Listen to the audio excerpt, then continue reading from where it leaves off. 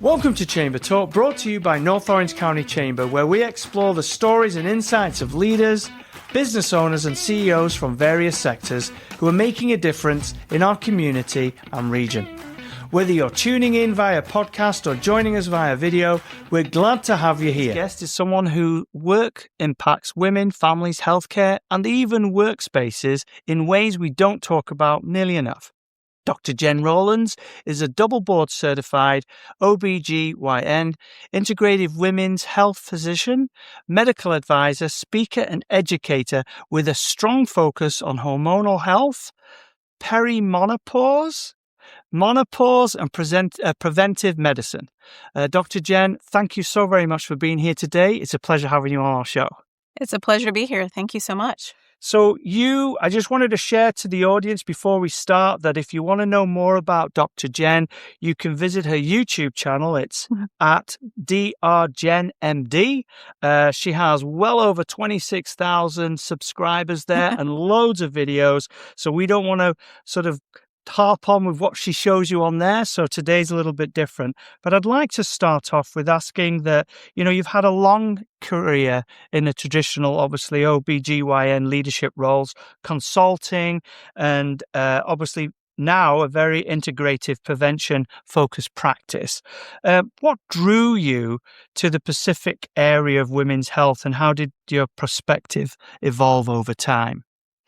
Yeah, so I grew up in a traditional Italian family where women were not to get an education. In fact, my mom got married at 16 to my dad at 18.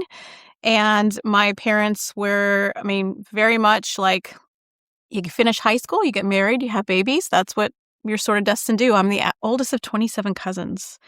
And I am the only one who went to college besides my sister. So I grew up in that sort of atmosphere where we weren't supposed to get an education, but I got through high school and said, now what? Like, I'm not married. Now what am I going to do with myself? So I went to college and I really got drawn to science classes. And I really enjoyed that field and didn't know I wanted to be a doctor because I had no doctors in my family to be. I went as a Navy kid. You just go to the Navy and the Navy base and you sit there all day and wait for your the doctor's office. Healthcare appointment. Yeah. It's not a traditional office in any way. So I had no idea what it meant to actually go to a doctor, and certainly had no doctors in my family. And when I graduated from college, I decided to go to Central America and do research on parasites and all kinds of ecology type things. And while I was there, I kind of had this moment that said, I really love working with people. I really love science. Like, I should apply to medical school. So I took a very non-traditional route to get to be a doctor.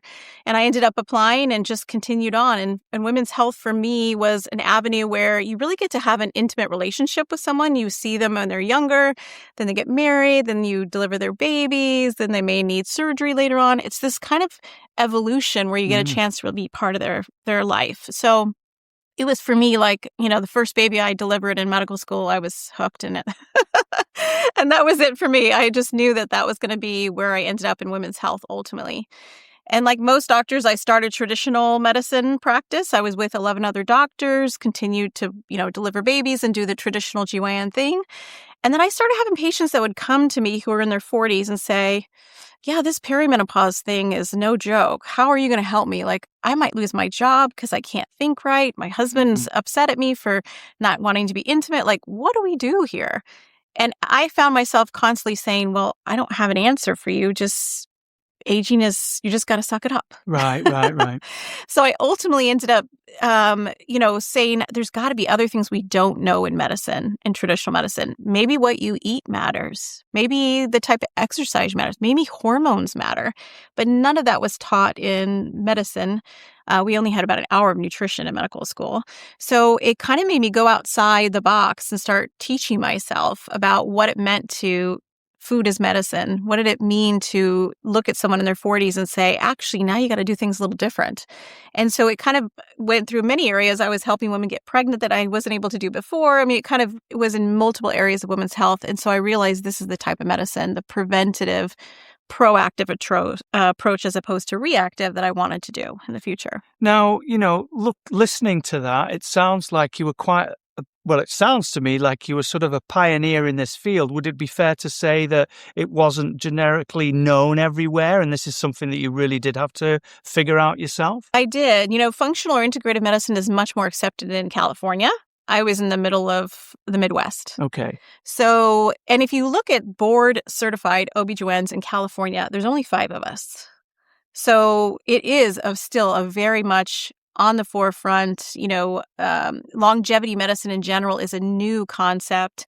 And so it's not very common as an OBGYN to do functional or integrative medicine because delivering babies takes time. Right. And to learn a whole nother science and to learn nutrition and to learn supplements and acupuncture and herbs and wearable technology, like you just don't have that time when you deliver babies. So there is only 5 of us in the state of California that are board certified integrative medicine OBGYNs and 2 of us in Southern California besides me. So, it's not very common. And hopefully I'm hoping that the future of medicine will be more proactive as opposed to reactive. Now, I'd like to ask you a few questions touching on that. But just before we do, I would love for you to share with people because it's so easy. It rolls off your tongue. There's only 5 of us here and there's not many people who do it. But I'm sure it's not one of those things where you just send in a little certificate or exam paper and then you pass. Do you mind walking us through how much effort you had to put to do that? Yeah, so there are different kind of areas of preventative medicine. Lifestyle medicine is something that people will study on their own, and they usually it's about 6 months to get certified, and it's teaching like pillars of lifestyle medicine. Then you have functional medicine, which is also a certification. So it's something that you do on your own, again, with classes through some institutions, and it's about 8 months to get certified. Board certification, where I had to sit in front of someone and take a test and do oral boards, is a 2-year fellowship. So it's 2 years learning about nutrition, acupuncture, herbs, supplements.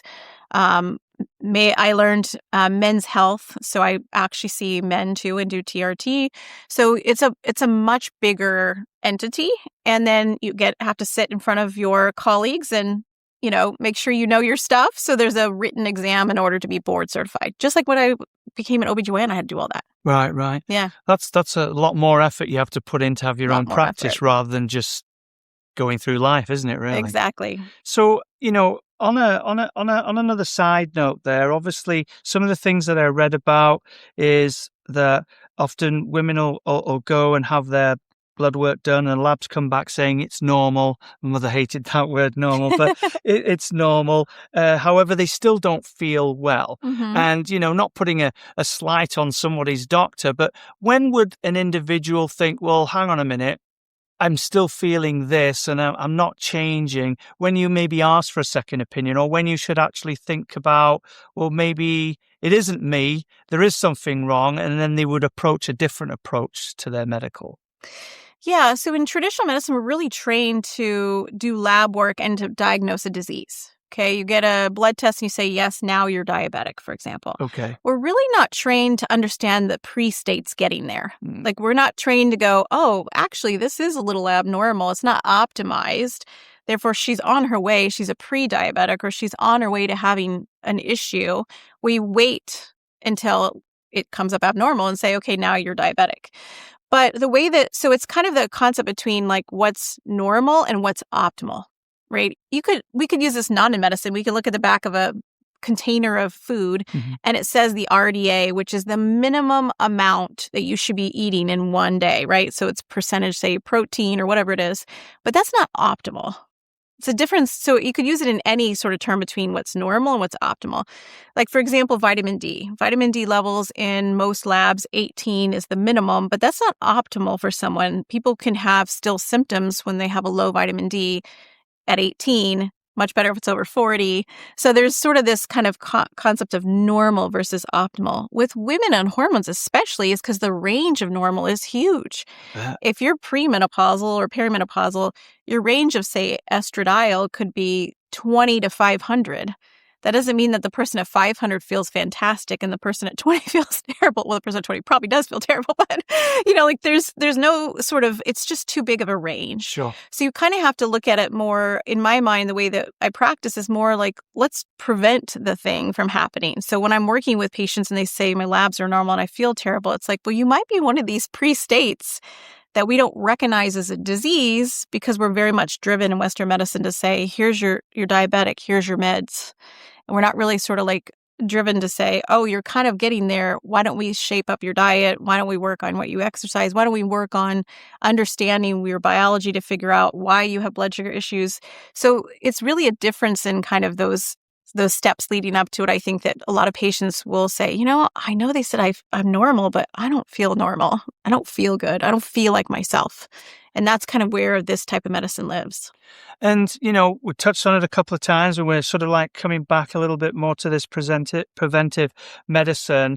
How do you, because, you're seeing this daily, how do you see the differences of the cause and effect of what you're doing now compared to what you had done maybe previously? Well, I have better answers now for those patients that are like, now what? Now what? I don't feel good. This is affecting my life. I have a better approach to say, well, let's dive deep to figure out the why. Why do you feel bad? Right. Maybe, and even when it comes to ordering labs, we have sort of this set type of labs we order in medicine, but sometimes we don't look at someone's iron level or their vitamin D or these other pieces because we don't have an answer to it. So we don't always have a medication or an answer. So sometimes it's nutrition based, and we don't learn that. So it's hard to order something if you really don't understand what to do with it afterwards. So I think those patients are really, in my mind, are the ones I love, the mystery ones, to say maybe there is something here. And also I think most women are really getting much more like they understand that concept of like, I not only want to feel good now, but I want to feel good in 20 years. Like, how do you keep me? A lot of women come in and they're like, I don't want to have a hip that I fracture and like my mom just did, or my mom has bad dementia and I really don't want to end up like that. What are the things you can do to help me? And I love that kind of consult, because for me, that's the way I think about medicine. It's not just let's get you feeling good now, but also what do your bones look like? What do your muscles look like? Which brain look like? Let's not end up in the same situation if we can prevent it.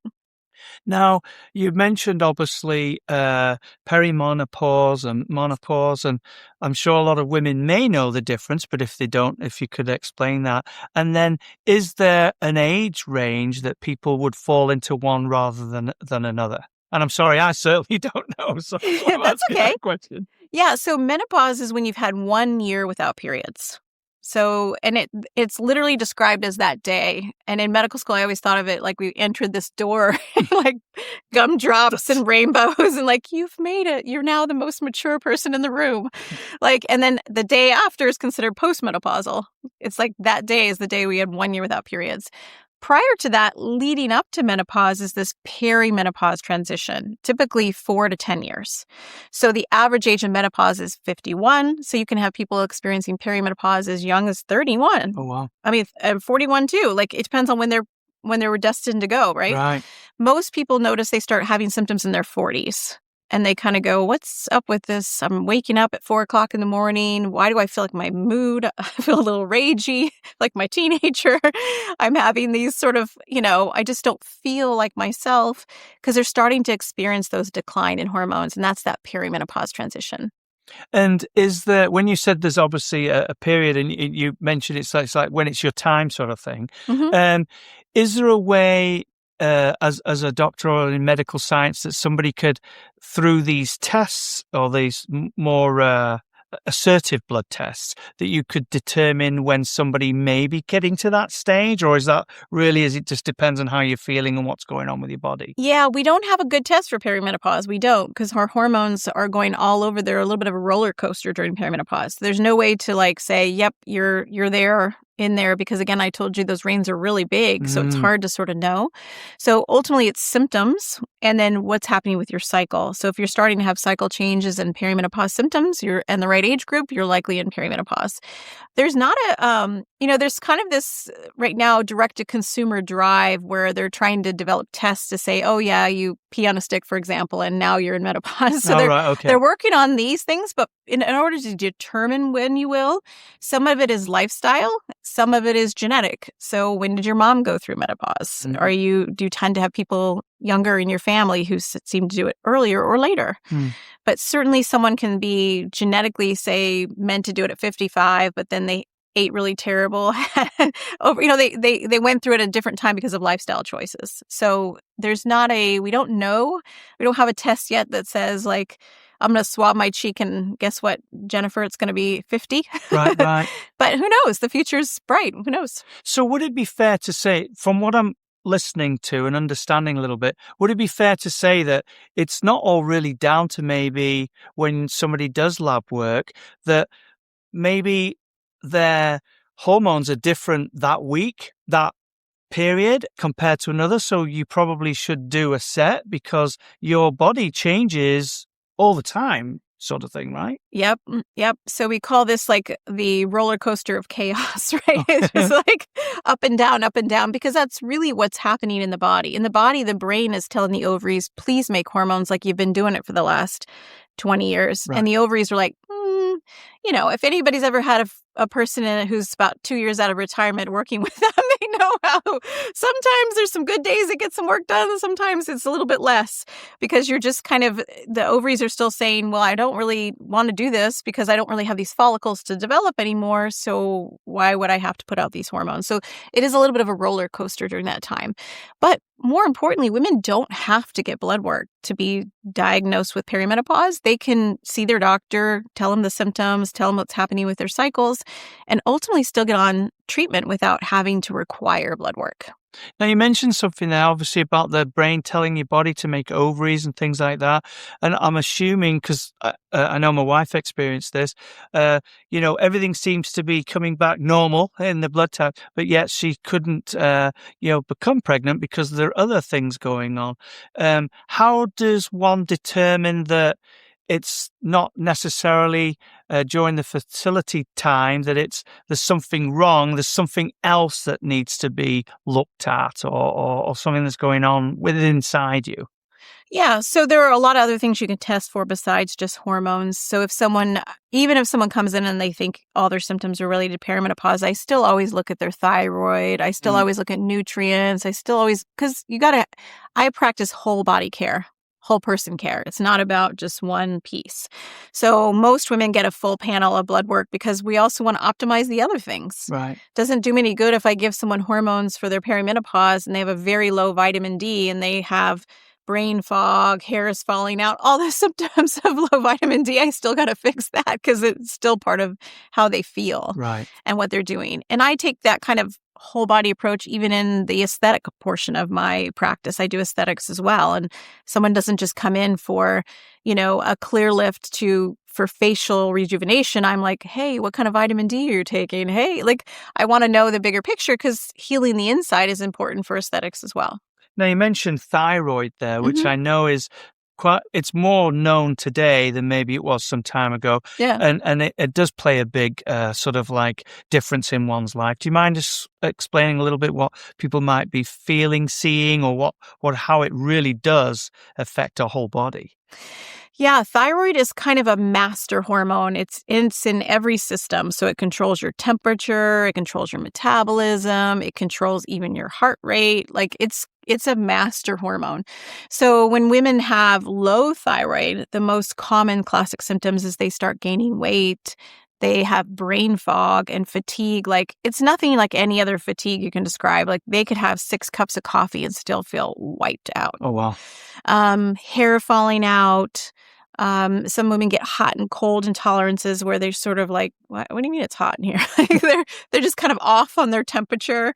And hypothyroid or low thyroid function is more common than hyperthyroid.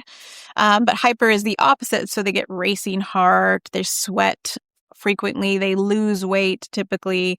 Their hair does fall out too. Hair is kind of there's multiple hormones that control hair growth.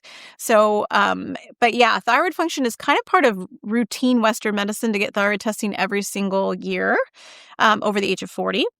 And I do a full thyroid panel because to me, it's more important that I know what part of this is working or not. So I always do a TSH, T4, and T3, and then thyroid antibodies because I want a bigger picture. I'd rather, again, pick something up before. Yeah. Before they come to me and they're like, I have horrible constipation. I've gained 20 pounds and I'm exhausted, Is part of this or part of the part of the problem could be that maybe somebody's in a position where they have a lot more stress in their life, or could that also push this in a different direction, or is it quite normal? I was thinking about something like that, or am I way off target there? No. I mean, stress is a huge factor. A lot of patients that I talk to, we have to kind of go over, because, everybody has stress in their life. But the question is, how is this stress manifesting in your particular health, Sure. right?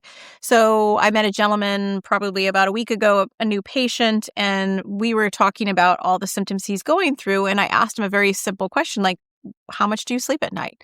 And he said, well, about 2 hours. I said, okay, step one, we need to understand how this is really affecting the fact that you're exhausted all day, your hair is falling out, your brain's feeling foggy. Right. Like, so, part of why he's only sleeping a couple hours is he's up at, he gets home, he takes care of the kids, eats dinner, and he goes on to his computer to do work till midnight or 1. Right. Then you can't get to sleep because your brain's still thinking about the 10 other things, 10 emails I didn't answer, even though I answered 30, right? So for this gentleman, it was really important for me to kind of talk about, okay, this is going to be a big problem. It doesn't matter if I give you testosterone or I give you these things, it's not going to work as good as until we have your lifestyle dialed in. Right. So let's talk about what can we do to change that? Why do you need to do those emails at 10 o'clock at night?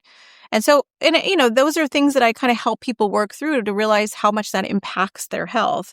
By being up till 10 o'clock with your computer screen on and your cortisol up and your melatonin's down when it should be the opposite, it's now messing up your testosterone. So it's very much, I call cortisol sort of the great wrecker, because you can have everything else right, and then, your cortisol is high because you're super stressed out. College kids can tell you this, right? College kids can tell you that finals week, they eat terrible, they don't sleep, they drink a ton of coffee, then they come home and they all get colds at home when they're with their parents because they've burnt everything out and their system is just, struggling.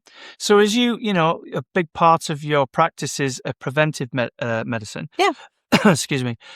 What sort of lifestyles could younger folks actually look at putting into their life that would assist them as they're getting older? Not that nobody's going to listen, but like, what should we be doing? Yeah, even 20 and 30-year-olds, I will often talk about, they're not looking through the lens of things falling apart yet, right? They're not in their 40s, so things work pretty well. But a lot of younger folks are super interested in wearable technology. They want to understand. They're kind of more biohacker. Like, they want to understand what makes them different than their friend. What makes them different? Like, if they eat low carb, is that the right diet for them? Now with genetics, you can do swabs of their cheek and say, here's what your genetics say about the diet that works for you, exercise that works for you, the types of supplements that you should be, because you're missing these nutrients. So a lot of younger folks, I find, really like that kind of longevity perspective, because they're not feeling the symptoms that are, unless we're talking about fertility specifically, but Of course. But a lot of them will want to know, like, well, what is the right exercise for me? Like, what am I genetically built to do, if that makes sense? So I think with the younger folks, I do a lot of genetic testing. And also for them to understand some of the habits that they get into now will be the ones they're going to need to do later on. Yeah. So I think that, when you're suddenly you're 45 and you go through perimenopause and you're like, I've never eaten healthy before, it's a shock. But if you're 20 and 30 and you understand what fiber is and you understand what, a good, healthy, balanced plate is, you're going to do much better when you got to be a little bit stricter on what you eat in your 40s. So I think that's always important, to make sure people know what healthy habits are. And, there's a lot of information out there and nobody really knows. I mean, if you're looking through it, how do you decipher? What to you would you suggest as is healthy regarding exercise, or how someone exercises? Is that also driven through, like you were saying, could be a generic type thing? How does that differ, or does it not differ for anyone? It does differ. So if you were to do genetic testing, you could find out if you're someone who has like slow twitch fibers, fast twitch fibers, what kind of exercise is actually good for you. So when I did my genetics, for example, my muscle fiber types are better for long endurance type exercise. So I would be a good runner. I would be a good swimmer long term, which actually that's what I did in high school. Oh, I was good. a long distance swimmer. I was a cross country runner. Like it made sense. It Right. kind of, I'm not the sprinter. You're not the one that you put me on for the 100-yard dash. So, you can learn from genetics to see what you're sort of built to do. But, and also, it talks about recovery. I mean, there's a lot of stuff you can dive into, but I ultimately tell younger people, like, do the exercise that makes you happy. Like 20s are about and 30s are about figuring out, like, what do you like to do? What makes you get up to go do it? Right? Because we're all tempted by sitting and watching Netflix and streaming stuff and watching all 6 episodes of Stranger Things. Or whatever. Like, we're all tempted by this. Yeah. So what makes you get up to do it? Maybe it's ultimate frisbee. Maybe it's running. Maybe it's pickleball. I mean, what is the thing that gets you up to go do it that you love to do? And that's going to be how you establish these good habits too. Because if you enjoy doing it, you're going to do it. If it's like, I have to take spin and I hate spin and there's nothing worse than spin, maybe I'm personally talking about myself, then you're not going to do it. Right. It doesn't matter how many doctors tell you you're not going to do it because you don't like it. Of course. So it's important for them to establish, same thing with eating, good healthy habits of not eating at 10 o'clock at night, trying to make sure you don't skip breakfast, making sure you're trying to add fiber. So for me, it's kind of like the low-hanging fruit for younger people. Like, what are the things that you enjoy doing and what can we add to that so it's a more balanced kind of exercise routine? And how does one go about getting genetic tested? Genetic testing? Yeah, so there's many, many companies that do direct to consumer, so they can actually go straight to websites and do that. Okay. Or they're ones that if you're getting like a big genetic panel, most people will get it done through a doctor's office because they're the ones interpreting it for you. So if you're going to do a full genetics panel, then you would want someone who's going to read through the 70 pages and say... And give you a full lowdown there, right. Like the blueprint. Yeah. That makes total sense. Yeah. That makes total sense. Yeah. All right. Oh, I'll let you get another drink there. That was good. So one thing that I was reading up on is there's a little bit of confusion and sometimes fear around hormonal therapy and supplements and treatments and things like that. Yeah. How do you sort of rationalize that to your patients? Women's health is underfunded, understudied, and not placed in importance. Less than 8% of the National Institute of Health's budget is on women's health research. Really? We were not required to be in clinical trials as females until the mid-90s. So any drug that was approved prior to the mid-90s could do the whole randomized clinical trial and get approved through the FDA and did not have to have a single female in there if they didn't want to, because we were considered too complicated. So they would just consider us to be small men. So, for example, you work on approving a statin, for example, you just sort of assume that they use smaller doses, but we're not small men. We have very different biology. Sure. So, unfortunately, that goes with women's health hormone replacement therapy. So, I was literally in a medical school when all this came out with the Women's Health Initiative study, which said breast cancer, you're going to develop breast cancer, a heart attack, or stroke if you use estrogen. That was and unfortunately at the time, it went out in the media before even doctors got any emails from the NIH that said, here, guess what? The study is coming out. So it just went very, there's no viral thing in 2001, 2002, but that's basically what happened. And so the message, doctors stopped prescribing, women stopped taking it, and it stayed like that for a very, very, very long time. And at the time, they also put a black box warning on estrogen and said, do not do this because it will cause breast cancer, blood clot, stroke. So in the 25 years since that study has been published, we have learned a lot from going back to that study. There was a lot of myths that came from there. First of all, it wasn't estrogen that was the issue at the time. It was actually progesterone and synthetic progesterone, which we call progestins.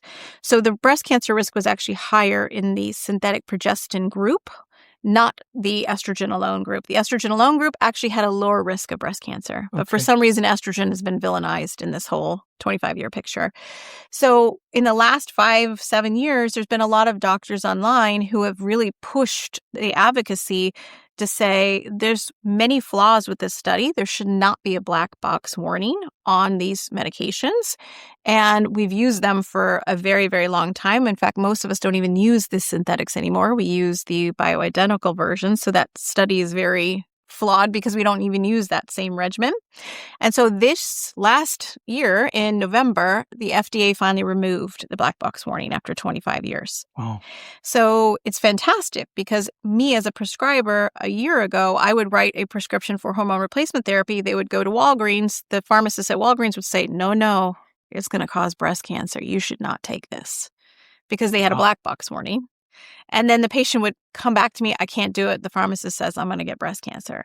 So I'm very happy that that warning is off, because it should be a conversation between the doctor and the patient. Sure. And not have false information that's misleading to the patient, because then they don't want to do it. Right.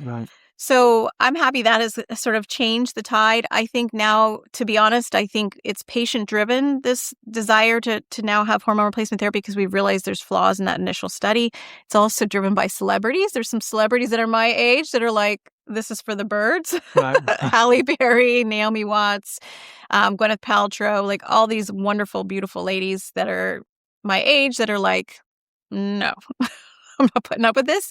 So they're creating their own companies. They're creating telehealth companies. They're pushing states to provide menopause care.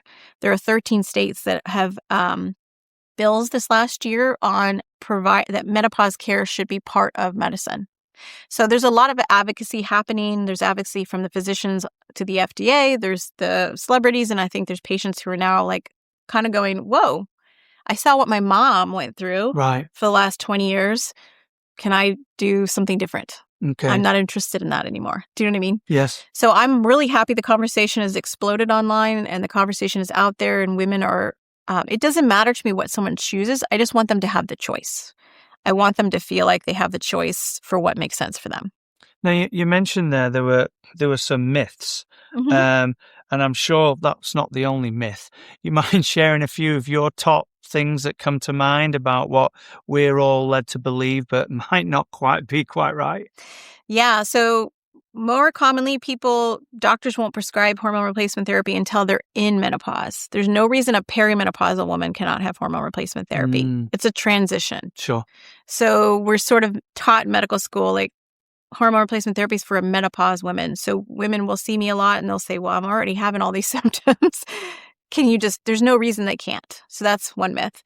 Number two, people are told, well, you have breast cancer in your family, you can't have hormone replacement therapy. Completely false. Breast cancer is very common. It's 1 in 8 women. Yeah.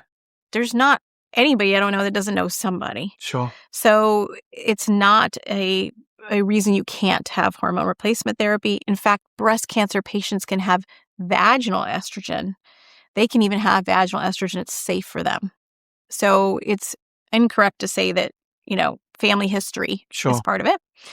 Third, I think women also get told by other women and even their moms that, like, going through menopause is natural. Like, you should just do it because it's natural. Right. I mean, having a baby without an epidural, is that natural?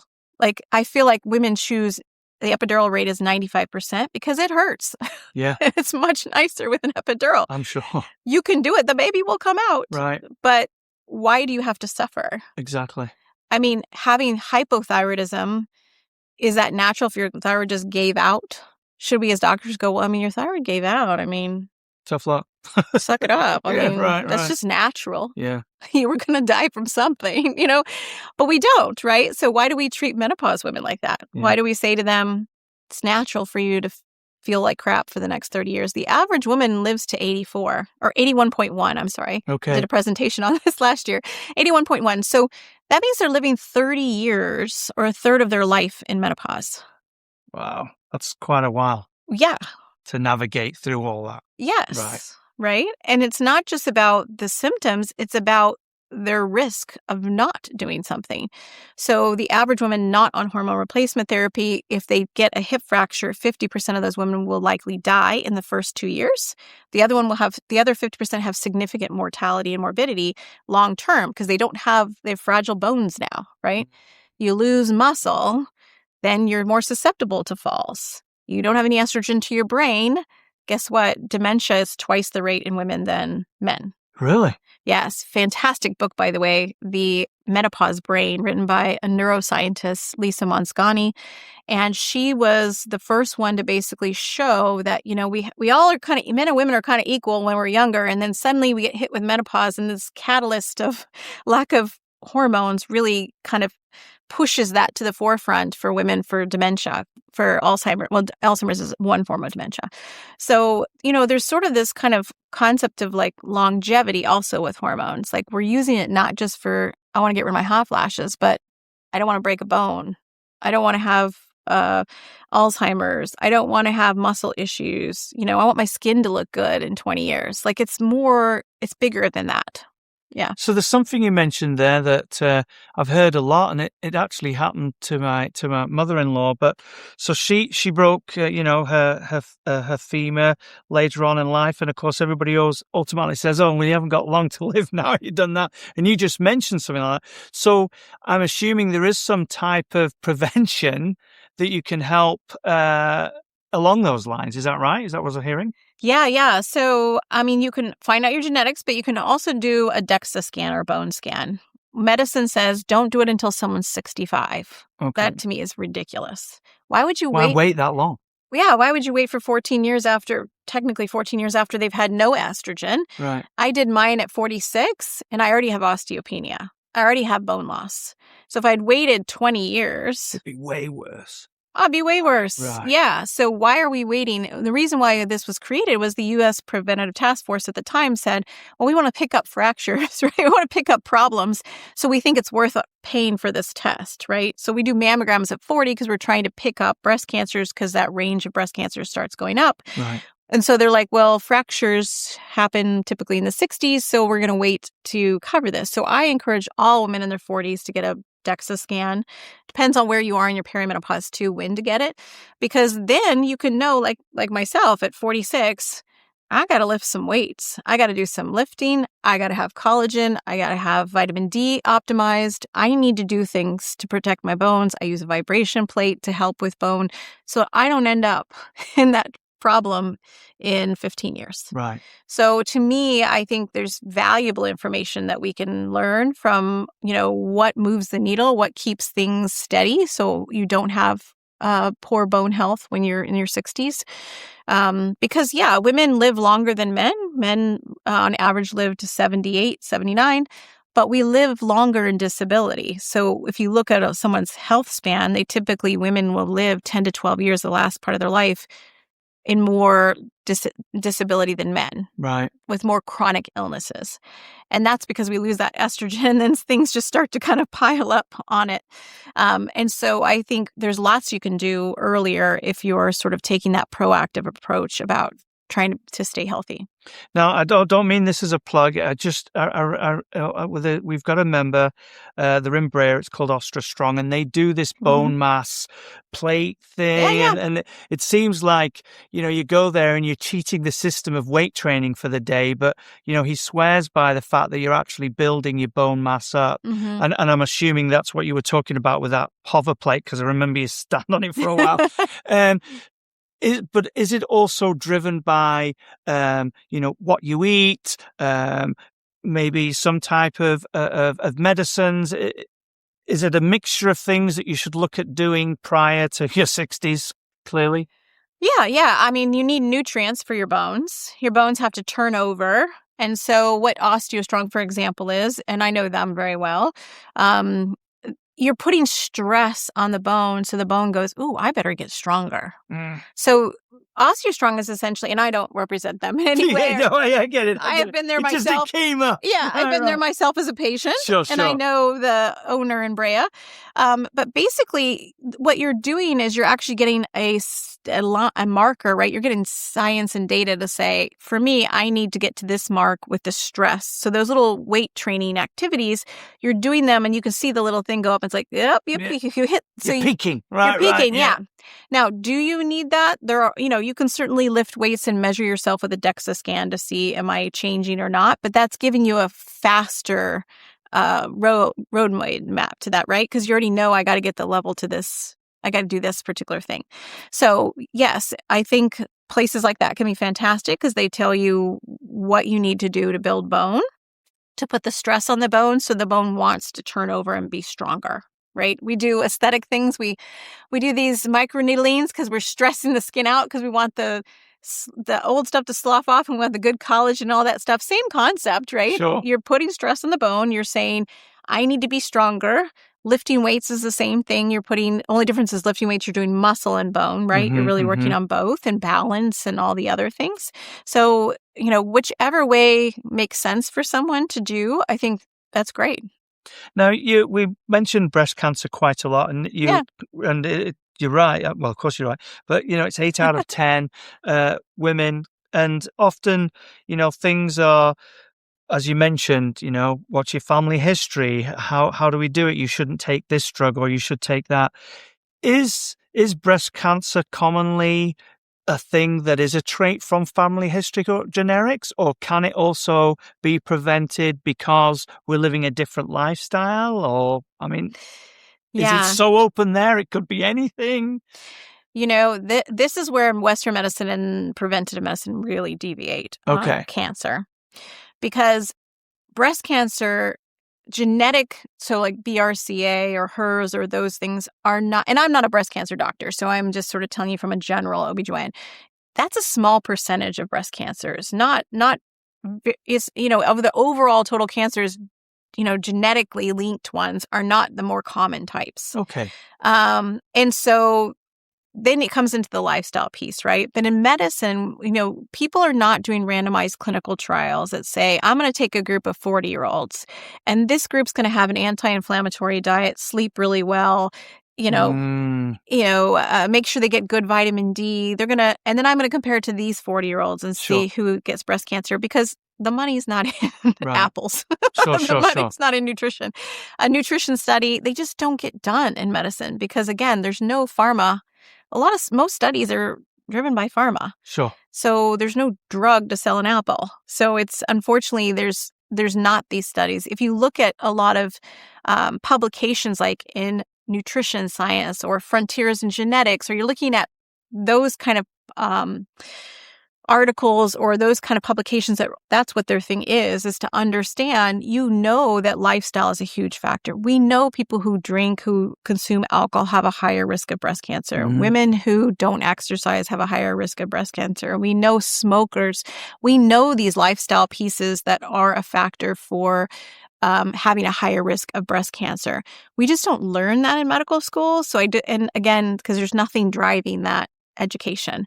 So there are definitely some studies that indicate that there are lifestyle things that women can do to prevent breast cancers. Even some data that's coming out about vitamin D levels, trying to have vitamin D level above 40 to prevent some solid organ tumors. So there's stuff that's there. It's just not, it's not out there where most trendy enough yet for everybody to figure it out, or just not in Western medicine, right? Like if you go to your standard doctor and just said, I don't even think about it. No. And you said, what can I do so I don't get breast cancer because my sister had breast cancer? They're going to just say, eat good, exercise. Like they're not going to give you any specifics because we're not taught that. So we can't really tell anybody that. I'm taught that because this is the world I live in. Of course. But it's just a different way of looking at it. I think, the consumers are getting, clients and patients are getting much more savvy with finding this information. I think this type of medicine is becoming more popular because a lot of people don't want to be on medications lifelong. Sure. They decide, it's not do good I have for to be maybe on this IBS med forever? Right. Like, am I ever going to have a normal bowel movement?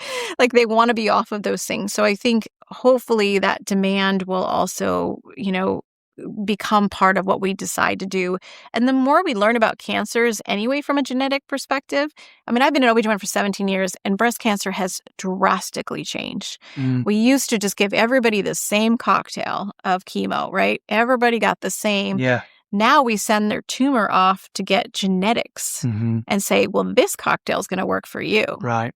Whole different ballgame. Sure. You make people way less sick. You have less adverse outcomes because you're making it personalized. Right. So how great would it be that they sent also a cheek swab and said, now you should eat this. You're low in zinc.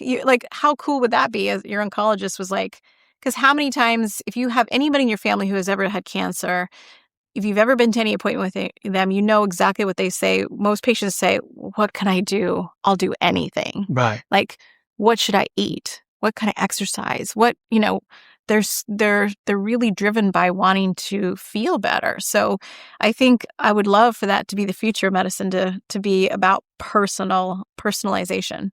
So I suppose what I'm taking from that is generic testing in this field would make sense for anyone, because it would teach you a lot, or a specialist like yourself, teach them a lot as what they can tell you and advise you of how to, well, do better in life, I suppose, right? Yeah. I mean, I did my genetics, and I'm an ApoE4 carrier, which is a dementia risk. So I have a much higher dementia risk than the baseline.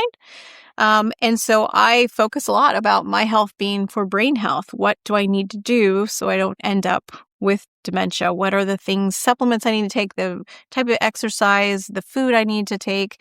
What do I need to do to end up to keep my brain healthy? Now, when you were talking a little bit about, when we were just discussing there about breast cancer and how there's so many different things that can affect it all, excuse me, I know this sounds like far out, but can the way one's life is, as how they don't sleep as much as they do, or maybe they quickly grab something to eat on the way out rather than sitting down and spending some time. Maybe they don't even spend some time for themselves just to relax. Can that really affect one's body and organs and things like that as well? Yeah. So most of the stuff we learn in lifestyle is because there's this area of the world called, these are blue zones. If you've ever heard of blue zones. Never. Okay. Blue zones are certain areas in the world where there's a high concentration of individuals living over the age of 100. Oh, wow. So there are multiple blue zones in the world. And so a lot of people who study, like, okay, what is the thing? Like, how do I age great, right? Right. And Dan Buettner wrote a book called The Blue Zone. And they're based upon these centenarian studies, which are and there's multiple centenarian studies that are different regions of the world. In fact, Loma Linda happens to be a blue zone. Okay. In California. Yeah. Wow. Yeah, kind of interesting, huh? Isn't it? There's a place in Costa Rica. Is it in the water, or what's good? Well, in Loma Linda, there are a lot of Adventists who are very plant-based diets, who have certain. So that is actually driven by that lifestyle, specifically of being, exercise, mental health, all those things.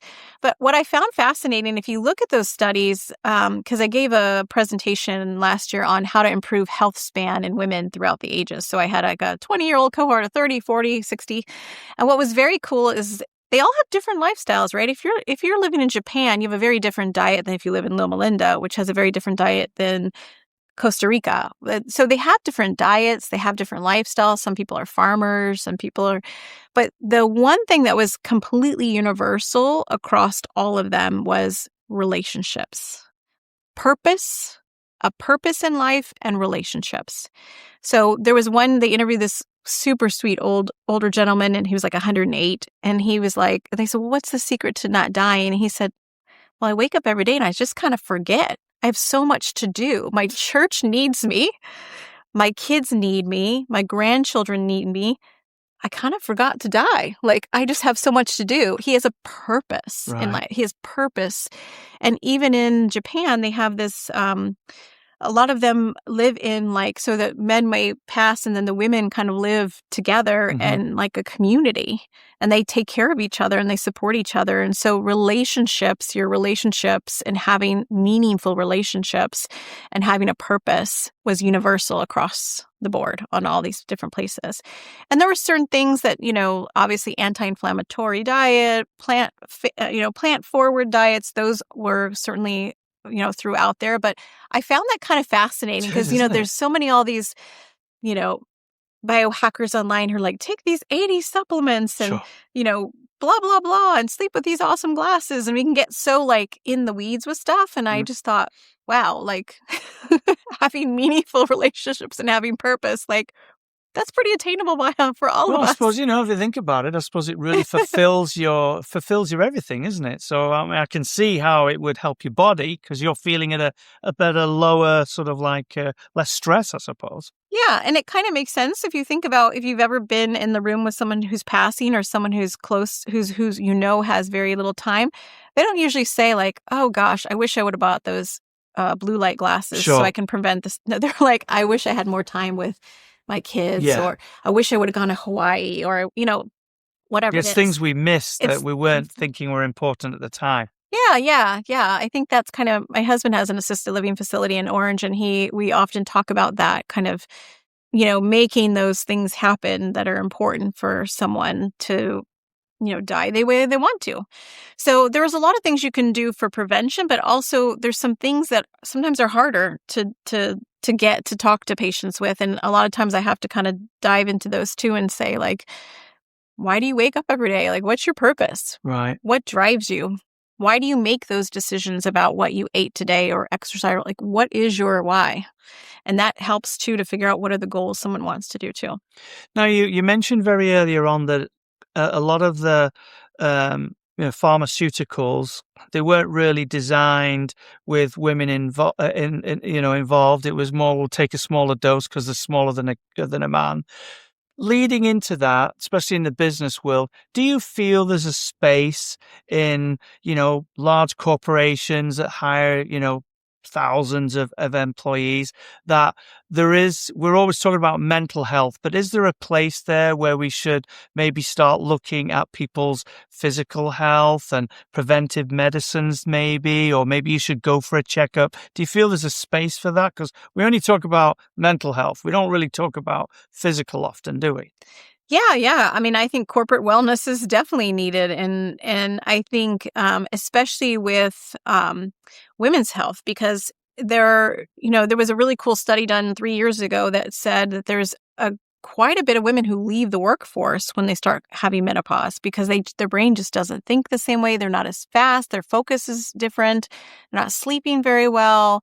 And so this is why this menopause care legislation is trying to be driven by in some states, because they want people to be able to almost like have it as an option for your health care through your employer. Like, Right. let's kind of Help try you to through it. see, Right. help you through it. Yeah. Yeah. I mean, if you think about it, we have paternity and maternity leave, but we don't have anything sort of set up for andropause for men, No, nothing at menopause all. for women, Right. for like these stages that can be very debilitating for someone. I mean, if they're Sure. sleeping 2 hours a night for on end, like Yeah. they're going to have a hard time at work. 100%. So why not support someone in that environment when they spend 8 hours a day with you? Some sort of support in that way. Now, just out of interest, if somebody's listening and they're now going to Google all this stuff and look you up and all the rest of it, what what would you maybe share which would be easier? What would you share with your younger self, with now your future self, as to what maybe you should look out for, or how you should go about taking your health more seriously? Um, Yeah, I think I would say listen to that intuition. If you went to your doctor and you did lab work or whatever, however the interaction happened, and you said, I just know something's wrong. I just feel like something's off. You just probably have to find the right partner that's going to work with you, right? You got to find the right person that's going to dig a little deeper, that's going to work a little bit harder to figure out what it is that's off. And so I would say don't ignore that, because some women will do that. They'll be like, oh, okay, well, they said it was fine. And then, a year goes by and now they feel even worse. And then they come to me and say, well, I've been dealing with this for over a year. And so listen to that intuition that says, I don't know, something doesn't seem to be right. I think the other thing is having conversations. So like I'm in a sandwich generation. I have parents that are aging, that are, starting to have health issues that I'm involved with a lot, but I also have 4 teenagers. And so I never really thought about I'm starting to have these conversations with my kids about, actually, you exercising now at 14, starting to exercise is really, really important, because get to build bone until 30. right. Use it, girl. Like, let's do it. Right? These conversations about health, about But, they're a little bit more because they have TikTok, right? When I was a kid, there was no TikTok. Of course. We had the old school phone with the long cord. Right. Or go to the library and look it up. Go to the library, yeah. So I have a lot of conversations with my daughter, for example, who finds something trending on TikTok about some cosmetic or whatever. And so we talk about what's clean ingredients in these things. Oh, that's good that she asked. You're 14. Your hormones are up and down. I want you to use products it's better to spend a little bit better money on a good product that's not going to lead you to mess your hormones up and give you acne. Let's talk about what that means to live healthy and what protein is in your diet and eating breakfast. And so trying to establish those habits, I think if I was younger, my parents didn't know anything. We were in the 80s where it was all just the microwave TV dinner. Everybody watched prime time at 7 to 10. It was just a different world. Yeah. There wasn't access to information. So I think if I was younger, I would have told myself this is something when you set up these good habits, it's going to be better later on. So try to think about what you can do to feel at the top of your game. Now, you brought up a really good point there, because obviously you're right. Our world is so many different now, and everything we need to know is sort of don't know if it's what we need to know, but access to information is at our fingertips. Is there a particular website or a place where one can go and research what things are maybe good or bad for you, as in chemically? You mentioned makeup there. Is there a list where you could say, oh, that's really not good and that's okay? Yeah, so environmentalworkinggroup.org has databases. So they have a skin deep database where you can, this is my daughter does all the time. She'll find something on TikTok that's trending and she'll go, okay, Ulta brand lip gloss. What's the rating for clean product versus not clean product? Okay. So it literally has a database, but also the database for any product. So you want to know if your Mr. Clean sponges are okay, you can look it up too. So they actually on environmentalworkinggroup.org, it's a nationwide website, and they have databases where you can look up to see what is how clean or organic is this product. And you'll be shocked. I mean, it's surprising. I remember initially looking at Burt's Bees lip gloss and I'm like, really? Burt's Bees? That's their thing. I'm sort of shocked. Yeah. So it's interesting. You can look at products and try to find out what's a cleaner product for you specifically. But I think there's a lot of kids do have access. And unfortunately, that also means access to misinformation or bad information, right? Instagram's a perfect example. I love when I go on Instagram and I see someone say something about, go take this collagen and, by the way, I'm selling the collagen. And I'm like, well, what's the data behind this collagen? Exactly. So I always tell people to just check the credentials of what the person is that you're listening to. Where are they getting their information? Because if you're just selling a product because you used it and you loved it, that's very different than what is the actual data behind this. Of course. Yeah. So we're towards the end of our podcast today, and we always offer our guests some time because you've done a great job answering many, many questions, and you're like an encyclopedia as far as I'm concerned with everything to do with this. But the question really is, we want to give you an open mic moment. So is there anything that we've missed that you would like to touch on at the moment? Is there something a message you would like to share with anyone? You can even do a plug for your clinic if you want. It's up to you, but we would like to give you that opportunity. Well, that's very nice, and I appreciate being here, and I appreciate that you had me come here to talk about everything health. We talked about men, women, we talked about kids, all kinds of stuff.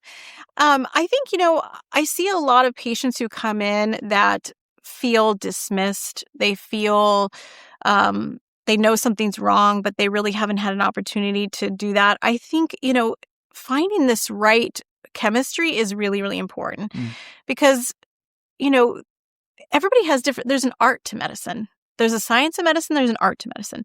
So you have to find what makes sense, who is going to work with you on your goals, who's going to work with you on what you want to do, what the direction you find is right for you. I mean, I tell people to get mammograms. Some of my patients say, no, I'm not going to do it. Okay, you are an adult. I've given you the information. I just want you to have all the information available. And I think the biggest message for me to tell people is you do not have to suffer. You're not alone. You do not have to suffer. There is help. Don't let people kind of dismiss the way that you feel, either friends, other doctors, whoever it is. There are people that can help you, and it's just a matter of like, don't let yourself have to suffer.